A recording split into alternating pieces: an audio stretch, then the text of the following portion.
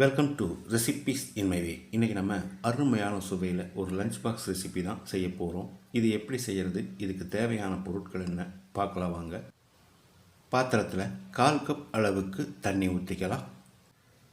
4 பச்சை மிளகாய், காரம் குறைவாக வேணும்னா 3 பச்சை மிளகாய் போதும். ஒரு கட்டு அரைக்கீரையை க்ளீன் பண்ணி எடுத்து வச்சுருக்கேன். இதை நல்லா அலசிட்டு பாத்திரத்தில் போட்டுக்கலாம். அளவான தீயிலேயே ஒரு 5 நிமிஷம் வேகட்டும். ஒரு 2 நிமிஷத்துக்கு பிறகு இதை ஒரு தரம் கலந்து விடணும். அரைக்கீரையில் தான் இதை செய்யணுங்கிறது இல்லை, சிறுகீரை, முளைக்கீரை, பாலக்கீரை எல்லாத்துலேயும் செய்யலாம்.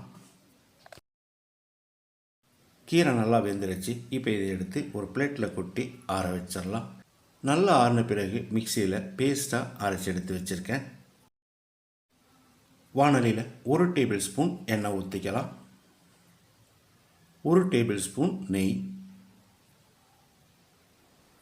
3 துண்டு பட்டை, 4 கிராம்பு, 3 ஏலக்காய், ஒரு 10 செகண்ட் பரட்டி விட்டுறலாம்.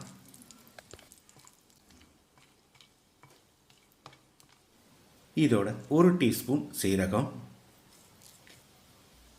3 டேபிள் ஸ்பூன் முந்திரி நீங்கள் தேவையான அளவுக்கு சேர்த்துக்கோங்க. இது செவக்கிற அளவுக்கு வறுத்துக்கலாம். முந்திரி வறுபட்டுருச்சு. 100 கிராம் அளவுக்கு ஒரு பெரிய வெங்காயம் பொடியாக நறுக்கினது. வெங்காயத்தை செவந்து வர்ற அளவுக்கு வதக்கிடலாம்.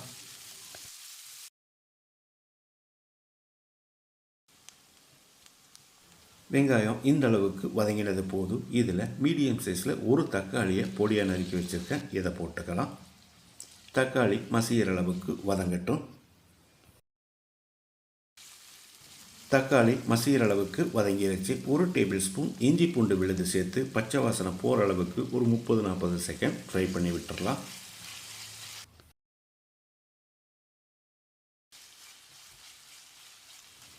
இஞ்சி பூண்டு விழுது பச்சை வாசனை போன பிறகு நம்ம அரைச்சி வச்சுருந்த கீரை பேஸ்ட்டை சேர்த்துக்கலாம்.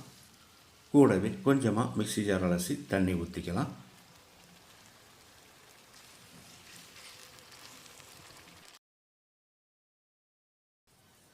இப்போ இதுக்கு தேவையான அளவு உப்பு சேர்த்துக்கலாம். நான் 2.5 டீஸ்பூன் உப்பு சேர்க்கிறேன். 1/2 டீஸ்பூன் கரம் மசாலா. கீரை ஏற்கனவே வெந்திருக்கிறதால ரொம்ப நேரம் கொதிக்க வேண்டியதில்லை. இப்போ இதில் 1/2 எலுமிச்சம்பழத்தோட சாறையும் புழிஞ்சு விட்டு கலந்து விட்டுடலாம்.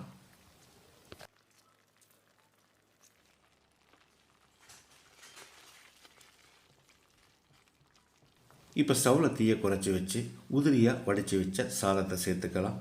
காரம் உப்புக்கு தகுந்த மாதிரி சாதத்தை சேர்த்துக்கோங்க. நான் 5 கப் சாதம் சேர்க்கிறேன். இந்த கீரை சாதத்துக்கு சைடிஷாக அப்பளம் இருந்தாலே போதும். அப்பளத்தோடு சாப்பிட்றதுக்கே ரொம்ப பிரமாதமாக இருக்கும்.